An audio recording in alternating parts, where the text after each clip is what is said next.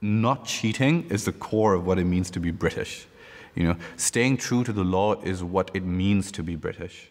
And believing in a democratic system, believing in our parliament, and believing in the people that run our campaigns and elections is what makes us British. Order. And to have a situation now where that order is being manipulated and people are being used just to win is an extremely frightening thought. Dom Cummings himself says that they wouldn't have won it without AIQ. So, you know, in Vote Leave's own words, this is what won Brexit.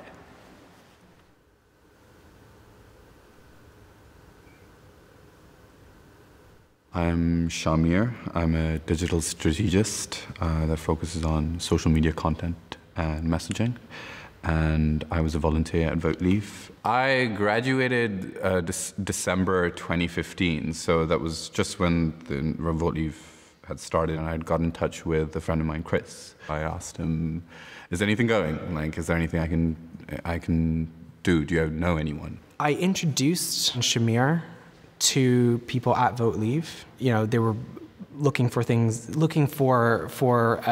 know, a larger campaign to work on to get experience, and so I thought this would be a great way for them to do that. You know, it was my first political campaign, and so I was soaking in everything as a volunteer and as a new person would. I enjoyed it very much when you have such intelligent people, smart people, and people that, you know, are constantly working with some of the most important politicians in the country. You know, Michael Gove was coming in, Boris Johnson was coming in, Priti Patel was coming in. For any 22-year-old, it was exciting. So do you consider yourself a Eurosceptic? Oh yeah, through and through. I am a Eurosceptic. I joined BeLeave as a Black and Ethnic Minority Outreach Assistant.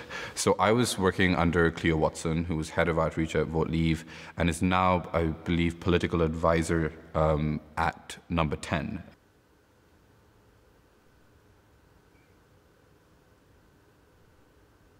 In my personal opinion, the best content coming out of the entire Brexit campaign.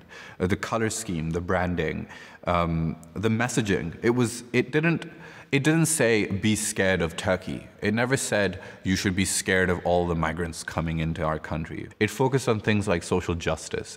You know, one graphic said the EU protectionism puts African farmers at disadvantages, which it does. You need permission from 27 other member states to get rid of the tampon tax. The EU passport system discriminates against people that aren't from Europe. And it was impactful. People related to that. Liberals, progressives, anyone who even, you know, Remainers related to that. They were like, oh, this is a valid reason to vote Leave. If there was another referendum, I would vote Leave. Without a doubt, I would vote Leave.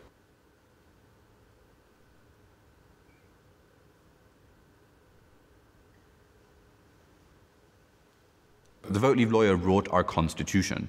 By the end of May, we're, you know, a separate organization. And what's your role in that organisation? So I was treasurer and secretary as well as research director. So at that point, you left Vote Leave. Oh no, we never left. We never left Vote Leave. I came into the Vote Leave office until the day of the referendum. Sure, some days we'd miss. Like I'd be 2 to 3 days a week. You know, we weren't getting paid.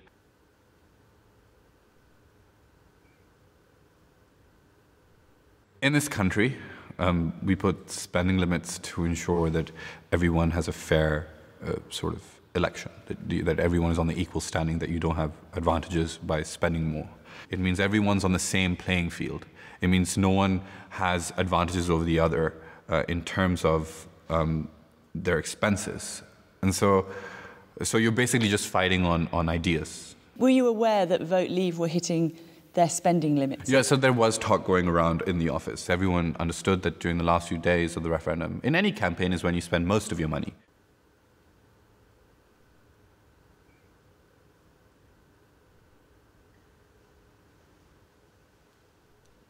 To sort of find out that my organization, but the work that I have done has received funding of almost £1 million. I was elated. It was amazing. Can I get my train tickets paid for? So can I get, you know, a little, you know, I was thinking like £200, £300 maybe to sort of cover the costs of my volunteering. But the money never touched the bank account. The money has to go to AIQ. Who's AIQ? What is AIQ?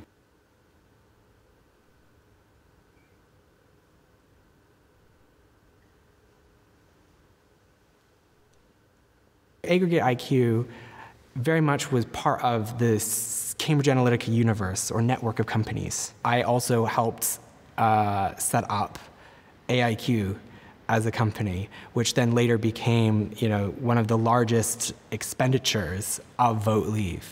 They would be looking for the types of people online that they should be sending different types of messages to, whether that is, a young urban progressive who should receive, a softer Brexit message, or whether that is, a hardcore UKIPper who should be receiving a tougher message.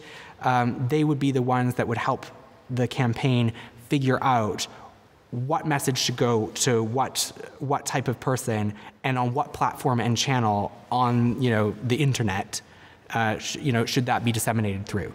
So to skip forward, the referendum happens. Mm-hmm. You won. Yeah. Was that kind of amazing? Yes, it's exciting to be such an integral part of such a crucial point in Britain's history.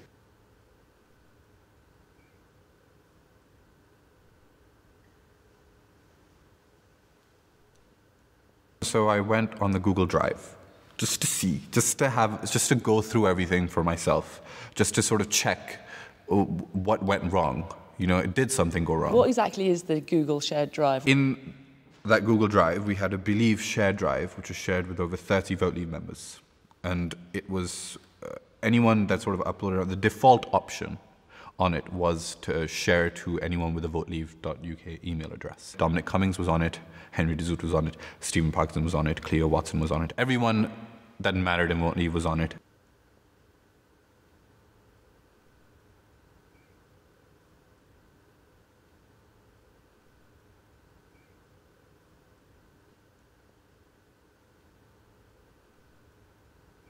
If you're removing yourself from a drive a week after the Electoral Commission relaunches their investigation, then this is pretty bad. This is strange. This doesn't seem right. So I told Chris.